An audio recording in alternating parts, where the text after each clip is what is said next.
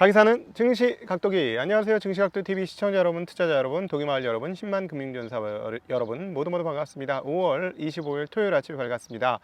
날씨가 아주 맑진 않습니다만 내일쯤 비가 올 걸로 예보가 나오고 있는데요. 그럼에도 불구하고 너무 좋으네요. 너무 뜨겁지도 너무 차갑지도 않고 바람도 살랑살랑하게 솜이 나를 건드리는 것처럼 그렇게 기분이 좋은 날입니다. 멋진 주말 되시기를 빌겠습니다. 자, 오늘장 한마디. 미국도 서서히 스태그 조짐을 보이는 걸까? 네, 이렇게 잡아봤습니다.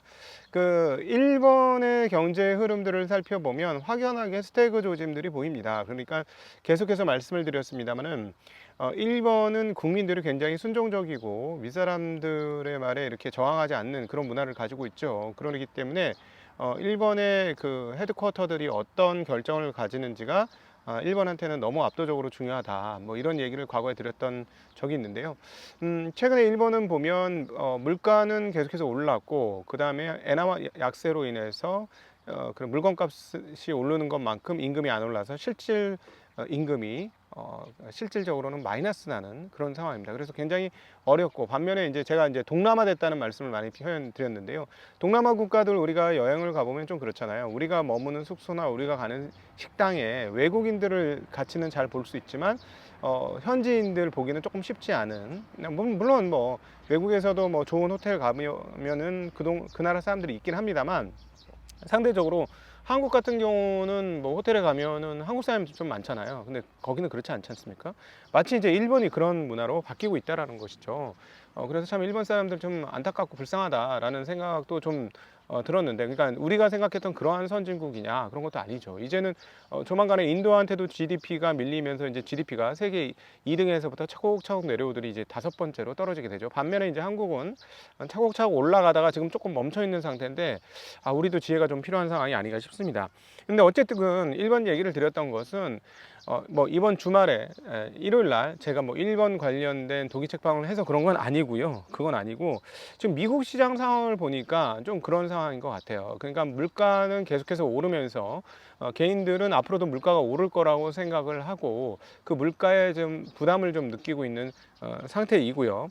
반면에 경기는 계속 좋아서 금리는 내리기 어려운 그런 상황. 그렇기 때문에 부채가 많은 기업이라든가 개인들은 이중고를 겪고 있는 것이죠. 금리는 상당히 높고 실질 소득은 그렇게 늘어나지 않는 그런 상황들이기 때문에 굉장히 좀 어렵다. 그래서 심리 지표들은 좀 어둡게 나오기 시작을 하고, 반면 경기 관련 지표들은 뜨겁게 나오고 있는 것이 지금 미국에서 우리가 볼 수 있는 아주 중요한 대목 아닌가, 이렇게 보여집니다. 오늘도 그런 부분들이 어제와 함께 보면 같이 보이는 장이었는데요. 전일 구매관리자 지수는 상당히 뜨겁게 나왔다, 굉장히 좋다, 탄탄하다, 이런 말씀을 드렸는데, 오늘 나왔던 심리지표, 우리가 미시건대 심리지표들을 많이 보죠. 소비자 평가지수, 기대지수, 그 다음에 심리지수, 이런 것들이 나오는데, 그 심리지수 전체적으로 전월 대비 많이 빠졌습니다. 그런데 지난번에서도 한번 이 지표 말씀드릴 때 전월 대비 많이 빠졌습니다 라는 말씀을 드렸거든요.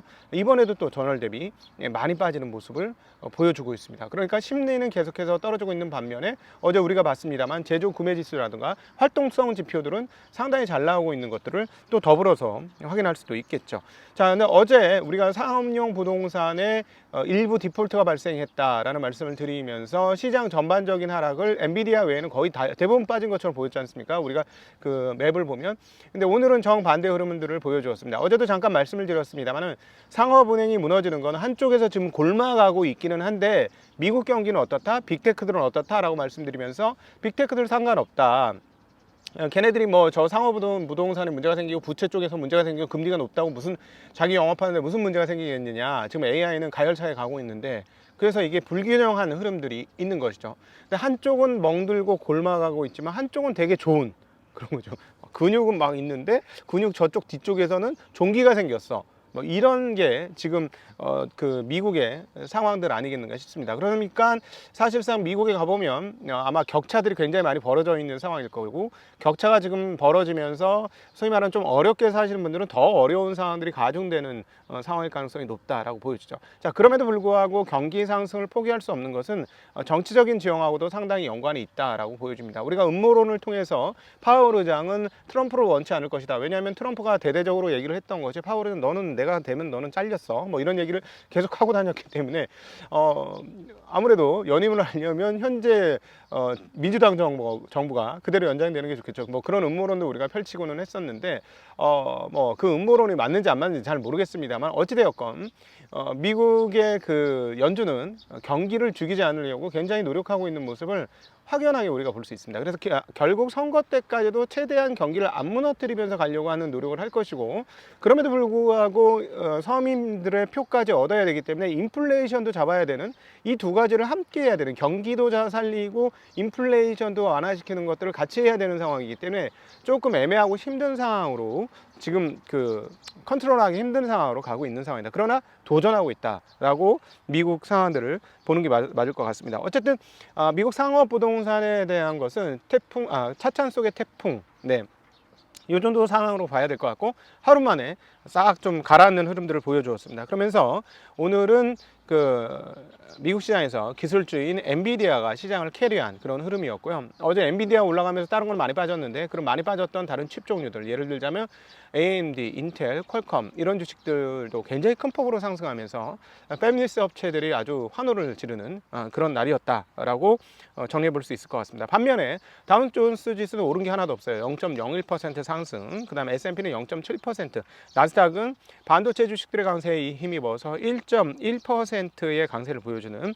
그런 흐름을 보여주었고, 엔비디아는 추가적인 상승에 따라서 무려 시총 2조 6,600억 달러까지 시총이 올라가는 흐름들을 보여줬고, 이제는 시총 2위 기업인 3조 바로 직전인 애플과 겨우 이제 3천억 달러밖에 차이가 안 나는, 자 그러면은 얼마야? 지금 한 20%만 오르면 역전인 거죠. 네, 뭐 20% 오르는 게 결코 쉬운 일은 아니지만 20%대만 오르면 역전되는 그런 상황입니다. 그만큼 많이 붙었습니다. 그러니까 참 놀라운 일이죠.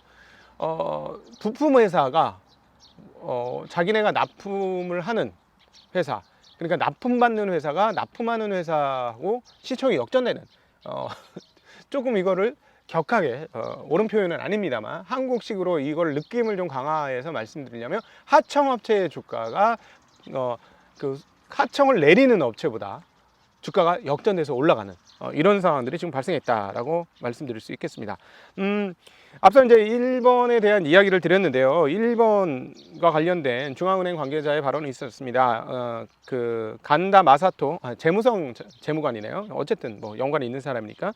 이 사람이 뭐라고 얘기했냐면, 환율의 과도한 변동이 투기 등으로 발생해 경제에 악영향을 줄 경우에는 적절한 조치를 취할 필요가 있고 허용될 수 있다라고 얘기하고 있습니다. 향후에도 필요에 따라서 언제라도 적절한 조치를 취할 것이다. 특히 미국과는 지금까지 지극히 긴밀한 의사소통을 계속해왔다. 지금 우리가 하고 있는 것은 우리 마음대로 하는 게 아니고 미국과 더불어서 하는 것이다라는 이야기를 지금 하고 있는 것이죠. 자, 그러면 요런 정도 얘기하고 저는 엔화가 떨어졌을 거로 봤습니다. 즉 엔화 강세, 엔화 환율이 떨어졌을 거로 봤는데, 엔화가 어떻게 됐을까요? 올랐습니다. 엔화 환율이 약세를 나타냈다는 것이죠.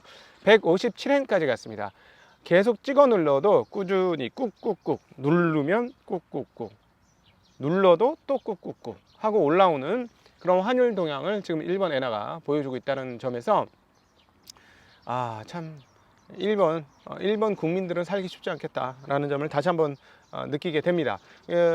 미국은 근데 일본하고 좀 다른 점은, 제가 이제 일요일 날 여러분들에게 우리 독일마을, 우리 증시각도의 TV가 20만 달성해서 어떤 걸로 할까 하다가 독일책방을 오랜만에 했는데 20만 기념으로 일본과 관련된 책을 했습니다.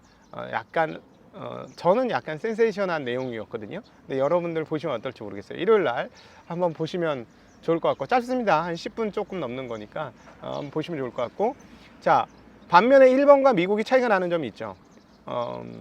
일본도 민주주의 국가라고는 하지만 사실상 근원적 내용은 민주주의 국가로 표현하기 어렵습니다. 그러니까 왜냐하면 선거로 집권 세력이 바뀌지 않잖아요. 그러나 미국은 선거로 집권 세력이 바뀝니다. 그러니까 굉장히 역동적이죠. 한국도 선거로 계속해서 집권 세력이 왔다 갔다 하죠. 그러니까 그런 나라들의 특성이 역동적이고 국민의 눈치를 안 볼 수가 없습니다.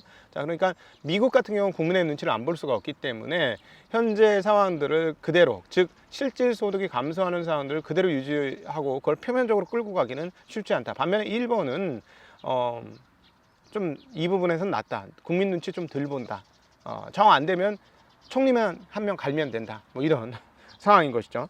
자, 그래서 미국은 오늘 그 크리스토퍼 월러 연준 이사가 발언이 있었는데요. 그 통화 정책에 대한 발언은 없었고 우리가 계속 얘기했던 중립금리에 대한 발언이 있었는데 이 부분은 되게 중요해서 같이 나눠보도록 하겠습니다. 지난해 중립금리가 올랐는지에 대해서 많은 논쟁이 있었다. 미국 국채 공급의 증가량이 수요를 앞지르기 시작하면 채권 금리는 오르게 되고 중립금리도 상방 압력을 받을 수밖에 없게 될 것이다. 국채 공급 늘면 채권이 많아지니까 채권 가격이 떨어지는 거 아니겠어요? 흔하니까 그렇게 된다는 얘기가 되는 거고, 그럼 중립금리도 올린다 이 얘기를 하고 있는 거예요. 미국 재정정책이 중립금리에 어느 정도 영향을 미칠지는 시간만이 얘기해 줄 수 있다라고 얘기했는데요. 자, 요것과 관련해서 제가 월요일 날 아마 차트를 한번 찾아서 보여드리려고 하는데요. 미국 10년물 팁스 국채 입찰이 있었습니다.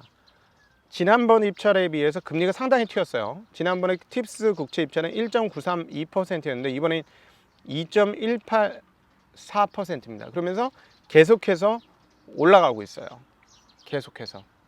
자, 여기에 조금 함의가 있는 것 같습니다. 채권 발행이 너무 많은 거예요. 근데 현재 미국 상황에서 채권 발행이 그럼 적어질 거냐? 야, 이거 아주 장기적인 시기로 굉장히 재미난 대목이죠. 우리가 이제 그 홍기빈 선생님하고 지난번에 있었던 대담을 통해서 이거 확인하시면 좋겠습니다만, 미국의 기축이 쉽게 흔들리는 건 아니에요. 그럼에도 불구하고 미국의 채권 발행이 많으면 빚을 많이 발행하는 거고, 이건 과거로 보면 금화에다가 다른 불순물을 많이 섞어서 금화의 순도를 떨어뜨리는 거하고 똑같거든요. 네. 그래서 그런 측면에서 과연 이게 어떻게 전개될 것인지 한번 보기는 해야 합니다. 그러나 여러분 또 꼭 기억해야 할 것이, 이 통화라는 게 교환 수단만으로 사용되는 것이 아니고 가치 척도이자 가치 기준점이 되는 거라서, 이 가치는 사람들이 한꺼번에 오케이 해주면 그냥 바뀔 수 있는 거예요. 그래서 이 부분은 조금 어려운 내용이지만 홍기빈 선생님하고의 대담을 통해서 보시면 한국에서 쉽게 얻을 수 없는 그런 굉장한 통찰력을 여러분은 얻을 수 있으니까, 지나간 영상이지만 필요하신 분은 보시면 좋을 것 같습니다. 일본의 근원 소비자 물가 지수가 나왔는데요. 전년 대비 2.2% 올랐습니다. 이전은 2.6%보다는 상당히 떨어졌습니다만은 일본의 임금 상승률이 달러 환산으로 쳐보면 2.2%가 과연 될까라는 생각을 해볼 수 있는 단계고, 자, 그렇다면 아까 말씀드렸던 일본 국민들의 실질적인 소득은 줄어들고 있는 거 아니냐. 그래서 일본인들이 동남아처럼 외국인들은 가는 식당이나 호텔이나 이런 곳에 일본인들은 가기 어려운 상황, 일반 중산층이라고 평가되고 자기가 그렇게 생각했던 사람들은 그런데 가기 되게 어려운 상황들이 펼쳐지는 거 아닌가 하는 생각을 하게 됩니다. 국내 CPI 전월비는 0.2% 상승으로 전월과 똑같은 흐름입니다. 0.2%면 연환산으로 2.4%잖아요.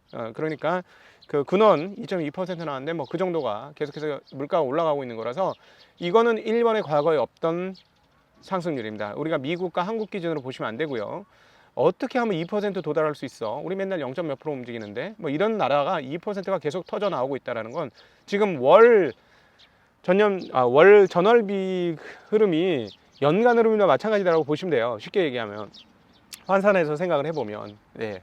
그러니까 지금 일본 국민들은 상당히 힘들 것 같다라는 생각 다시 한번 해볼 수 있을 것 같고요. 미국의 내구재 수주가 나왔는데 전월비 0.7% 증가했습니다. 근원 내구재 수주도 전월비 0.4% 증가하면서 전달보다 근원은 더 올라가는 모습을 보여주었습니다. 제가 이렇게 계속 말씀드리지만 구매관리자 지수라든가 이런 내구재는 계속 수치가 굉장히 잘 나와요. 그러니까 이런 쪽은 소비가 계속 강하다, 경기가 뜨겁다 이런 모습을 보여주는 것이고, 인플레이션 기대치가 3.1년치가 3.2%, 5년치가 3.0% 나왔습니다. 전달과 비슷합니다. 예상은 이거보다 더 올라가는 거 아니야 했는데 그거보다 많이 올라가진 않았습니다만은 전달보다는 유지가 되는 그런 상황이라서 올라온 상황에서 유지되고 있다 이렇게 표현할 수 있습니다. 기대 인플레이션 높다는 건 앞으로 사람들이 인플레이션이 계속될 거라고 생각하고, 만약 인플레이션이 계속된다고 생각하면 우리가 어제도 봤습니다만 신규 주택이나 이런 것들 과거 대비 평균은 조금 올라온 것 같다라는 말씀을 드렸잖아요. 그러니까 그럴 수 있는 거죠. 그러니까 인플레이션이 계속 될 것 같다고 생각하면 사람들이 알아서 그렇게 인플레이션을 대비해서 생각하기 시작한다. 그러면 인플레이션은 그 순환적 흐름들을 보일 수도 있다라는 것도 우리가 기억해야 되는 대목이 아닌가 싶습니다. 소비자 심리 지수는 77.2에서 69.1로 뚝 떨어졌고요. 기대 지수는 76.0에서 68.8로 뚝 떨어졌고, 평가 지수는 더 떨어졌습니다. 79.0에서 69.6으로 뚝 떨어졌습니다. 그러니까 모든 평가 지표들이, 소비자 심리 지수들은 많이 떨어지고 있다는 거. 사람들은 이제 미국 경기에 대해서 좀 한계감을 느끼는 그런 흐름들 확인할 수가 있겠습니다. 꽃이 아주 예쁘게 많이 잘 피어서 꽃을 배경으로 오늘 여러분들을 한번 만나 보았습니다. 정말 아름다운 때거든요. 여기가 되게 겨울에 추워요. 그래서 겨울이면 여기 좀 마음이 좀 떠. 아, 여기서 지내야 되나? 근데 봄이 되면 너무 좋아. 근데 이 봄이 그만큼 좋을 때입니다. 여러분, 이 좋은 가장 계절에 최고로 좋은 이때를 그냥 넘기지 마시고 자연과 더불어서 행복한 주말 보내시기를 빌겠습니다. 여러분, 감사합니다. 행복한 주말 보내세요. 안녕.